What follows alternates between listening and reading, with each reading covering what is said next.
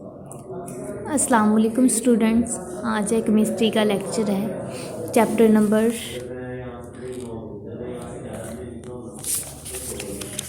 Number 11 है आपके पास environmental chemistry. Environmental chemistry का सेकंड पार्ट है आपके पास। पिछला जो पहला पार्ट था वो हमने पढ़ लिया, अब सेकंड पार्ट पढ़ेंगे इन्वायरमेंटल केमिस्ट्री का। Chapter 15 water. अब वाटर के बारे में पढ़ेंगे। ये लेक्चर नंबर 1 है आपका। स्मार्ट सिलेबस के अकॉर्डिंग जो है आपके जो पिछले जो टॉपिक्स है वो हमने छोड़ दिए हैं। वाटर एज अ सॉल्वेंट से स्टार्ट करना है। पहला आपका टॉपिक है ये water as a solvent. Water जो है वो एज अ सॉल्वेंट किस तरह से एक्ट करता है। सॉल्वेंट आपको पता है जो सॉल्वेंट चीज़ होती है वो एक सॉल्यूशन में ज़्यादा मिकदार में पाई जाती है, तो यही चीज़ पढ़नी है कि और वाटर को क्या कहा जाता है। Water is the universal solvent. Water क्या है आपके पास, यूनिवर्सल सॉल्वेंट है। ये एक ऐसा सॉल्वेंट है जिसके अंदर तमाम अशिया जो है वो डिज़ोल्व हो सकती हैं सिवाय ऑर्गेनिक के। Because it can dissolve almost all the minerals. ये क्यों है, क्योंकि इसके अंदर तकरीबन तमाम मिनरल्स जो हैं वो डिज़ोल्व हो सकते हैं। Its ability to dissolve substance is because of two unique properties of water. इसके अंदर इसकी जो एबिलिटी है सब्सटेंस को डिज़ोल्व करने की, वो दो प्रॉपर्टीज़ की वजह से है। पहली प्रॉपर्टी है polarity of water molecule. Water molecule की पोलैरिटी आप पढ़ चुके हैं। Positive polarity, negative polarity. जितना जो मॉलिक्यूल है इलेक्ट्रोनेगेटिविटी शो करेगा, अपनी तरफ जितने ज़्यादा इलेक्ट्रॉन्स को खींचेगा उतनी ज़्यादा उसकी पोलैरिटी क्या होगी, ज़्यादा होगी। दूसरी इसकी प्रॉपर्टी है exceptional hydrogen bonding ability. Hydrogen bonding की बेस पे जो इसकी एबिलिटी होगी वो दूसरी एबिलिटी है। पहली एबिलिटी के बारे में आज पढ़ेंगे कि पहली एबिलिटी है पोलर नेचर ऑफ वाटर। पानी की पोलर नेचर, पानी की पोलैरिटी क्या है, इसके अंदर पॉजिटिव का किस तरह से, पॉजिटिव चार्ज का रुझान क्या है और नेगेटिव चार्ज की जो एबिलिटी है, टेंडेंसी है, वो क्या है। Water molecule has polar structure.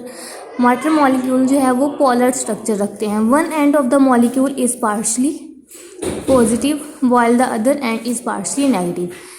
इसका जो एक एंड है वाटर मॉलिक्यूल का वो क्या है, पार्शली पॉजिटिव है, और जो दूसरा है वो पार्शली नेगेटिव है। वो क्यों है आप एग्जांपल में देखेंगे। ये देखें, ये पार्शली पॉजिटिव जो इसका एक एंड है और ये पार्शली नेगेटिव एंड है। ये वाटर मॉलिक्यूल का स्ट्रक्चर उन्होंने बताया है। जो ऑक्सीजन है, ऑक्सीजन के ऊपर आपका जो चार्ज है वो बेसिकली पार्शली नेगेटिव होता है। पार्शली नेगेटिव आपने ये पढ़ चुके हैं कि ऑपोजिट चार्जेस आपस में अट्रैक्ट करते हैं और जो सेम चार्जेस होते हैं वो रिपेल करते हैं। तो ऑक्सीजन के ऊपर नेगेटिव चार्ज है, ये पॉजिटिव की तरफ अट्रैक्ट होगा, जबकि हाइड्रोजन के ऊपर पॉजिटिव चार्ज है, ये ऑक्सीजन के ऊपर नेगेटिव चार्ज ही नेगेटिव की तरफ अट्रैक्ट होगा, और इस तरह से इनके दरमियान एक पोलर बॉन्ड बन जाएगा।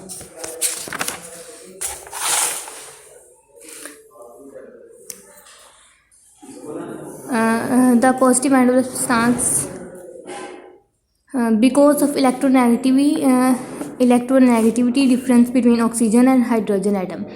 अब ये इसको किस तरह से, वो क्यों कह रहे हैं कि जो एक एंड है वो पार्शली पॉजिटिव की तरफ होगा और दूसरा एंड जो है वो पार्शली नेगेटिव की तरफ होगा, क्योंकि इनके अंदर हाइड्रोजन और ऑक्सीजन के अंदर इलेक्ट्रोनेगेटिविटी का फ़र्क है।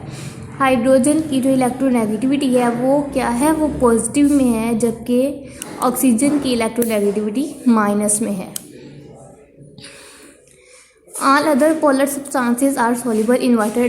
तमाम दूसरे पोलर सब्सटेंसेस जो हैं जो पानी में सॉल्युबल होते हैं, बिकॉज क्योंकि positive end of substances is attracted by the negative end of the water and negative end of the substances is attracted by the positive end of water।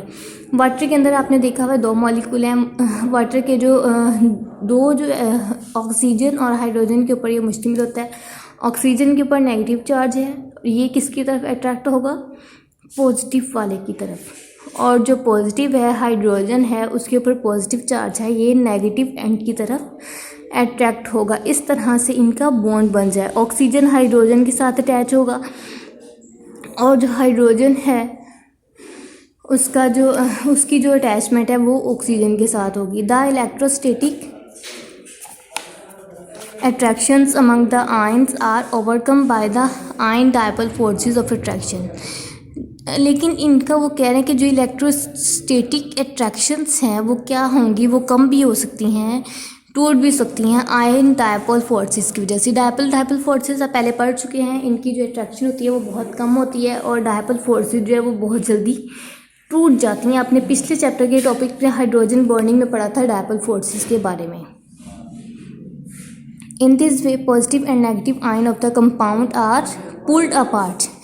वो आपको इसमें कह रहे हैं कि देखो जो पॉजिटिव और नेगेटिव है पहले क्या है इकट्ठे हैं, उसके बाद क्या होंगे, इनके दरमियान आयन डायपोल फोर्सेस आएंगी इस जगह पे और ये आपस में टूट जाएंगी, पॉजिटिव में कन्वर्ट हो जाएंगी और नेगेटिव में कन्वर्ट हो जाएंगी। पॉजिटिव जो है वो ऑक्सीजन को अपनी तरफ अट्रैक्ट करेगा और हाइड्रोजन के साथ बॉन्ड बनाएगा।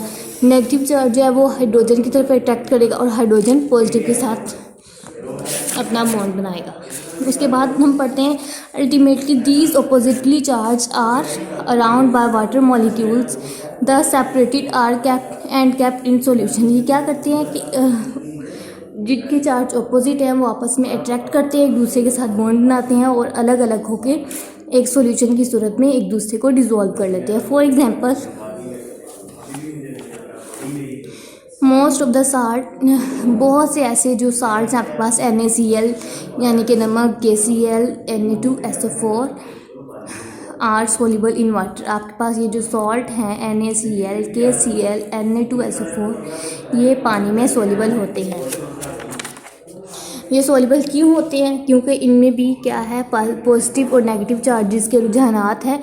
जैसे ही पॉजिटिव चार्ज जो है आपस में दरमियान में डायपोल फोर्सेस की वजह से रिपेल होगा, पॉजिटिव चार्ज और नेगेटिव चार्ज आपस में टूट जाएगा और पॉजिटिव जो है वो नेगेटिव की तरफ अट्रैक्ट होगा, ये अलग अलग हो जाएंगे और अलग अलग होने की वजह से इनके अंदर दूसरे जो मॉलिक्यूल है वह एब्जॉर्ब हो जाएंगे।